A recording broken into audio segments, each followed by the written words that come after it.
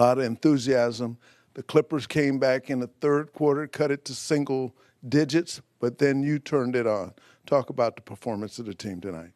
Yeah, I think we had a good start to the game, great energy, like you said, and we're just feeding off of that and trying to make the right plays. In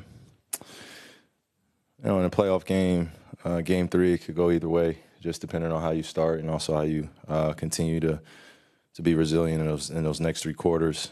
So I think we did a good job of just sticking to our game plan and being aware that they were going to make plays within the plays and sometimes break it off. So we had to be aware of some of their quick decisions and be aware of T-Lu's play calling out of timeouts.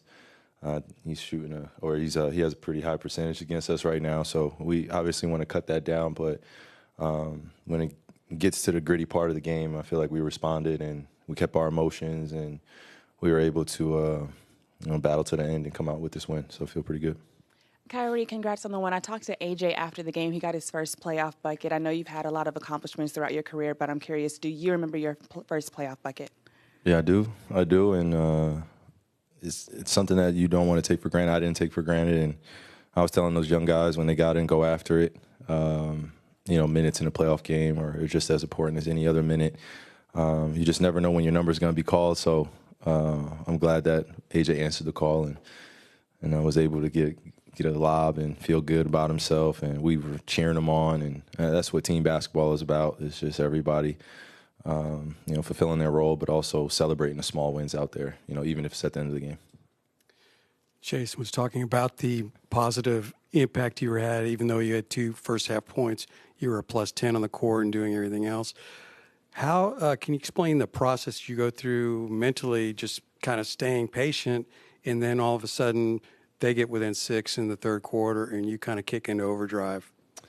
I definitely would love to speak to that in detail in the future. I'll answer your question. I'm saying I would love to talk to the younger generation about it because there are things that I struggle with as a young player, especially in high intense moments where you're kind of used to having the ball in your hands, or you look up at the scoreboard, which a lot of us happen to do. I know I'm not the only one, and sometimes if you don't see your points total looking like normal, you can psych yourself out of the game, and you can end up being in a position mentally where you're not able to still impact positively. And that's something in competitive sports we don't talk about often. It's just the external pressure that people put on themselves to live up to certain expectations when it's just one game. You're playing in the playoffs, and if you look at the history of the game, there's not a fancy formula that all these championship teams had. They just continued to battle, continued to do the little things on the defensive end first, and then allowed their offense to flourish. If you look at some of the greatest players in history, some of their low moments, they didn't score much, but they had a huge impact on the game. So I try to have that same approach mentally, emotionally, spiritually, and then allow my physical talents and abilities to play out in the right time and right situation. So just being mature about it, man. It's 2 points, so the F what. It's about winning the game at the end of the day and making an impact when it's needed most. Kyrie, how do you think you guys, and PJ in particular, handled the extra chippiness that occurred in the fourth quarter?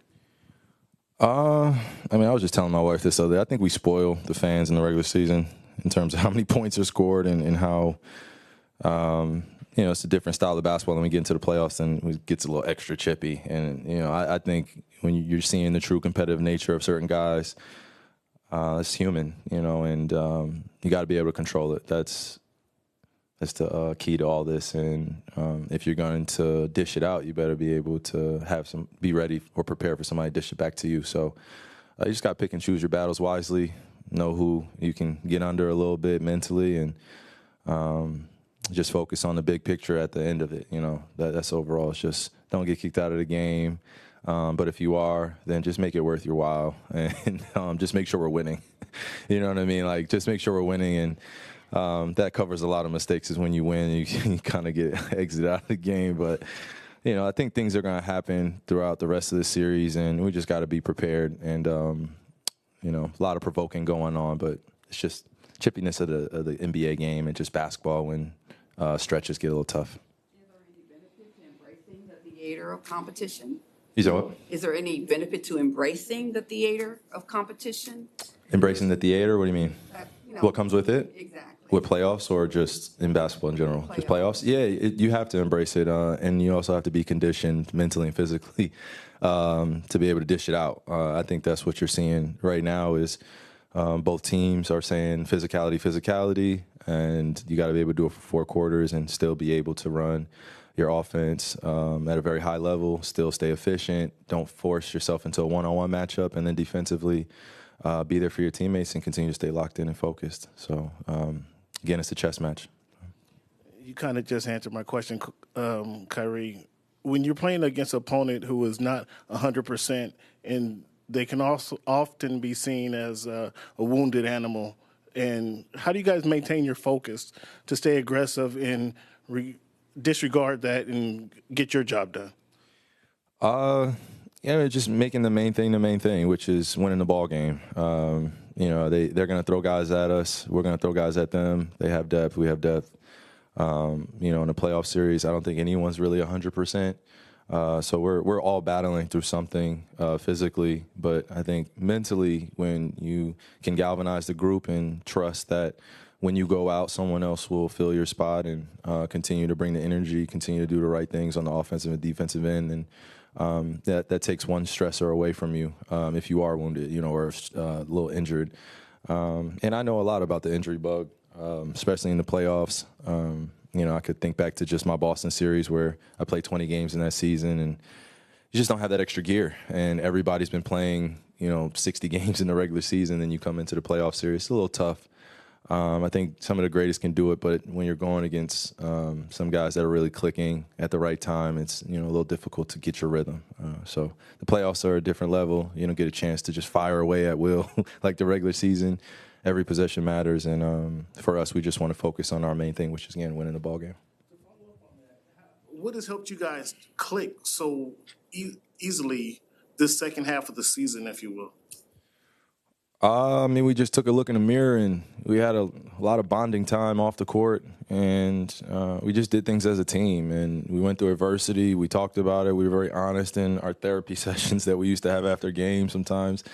Or at times, and we just were ready to move on to the next thing. We don't have time for distractions. You got to eliminate all those. So that's been the pretty much the MO in our locker room is, when teams are coming at us, look back at the times where we did not live up to our standard and use that as motivation and energy to continue to put your best foot forward. And I could live with the results, and I'm sure as Luka walks into and J Kidd and the rest of us, we could live with the results if we put our best foot forward and the team just beats us that night, or we're not shooting particularly well and we can rely on our defense or vice versa. So just keeping the big picture ahead of us.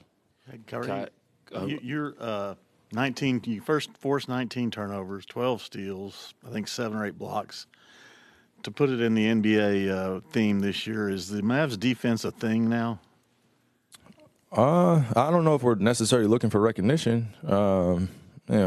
We'll see if this journey continues and we get to the big stage and we can honestly be judged at the end of the season that way. But it's just another game 3, and us just going back and watching film tomorrow and continuing to see where we can get better, because we definitely weren't perfect tonight. I feel like we did some great things, and it's we can celebrate that, but overall, we just know we have to keep that hunger inside of us and continue to want to be better.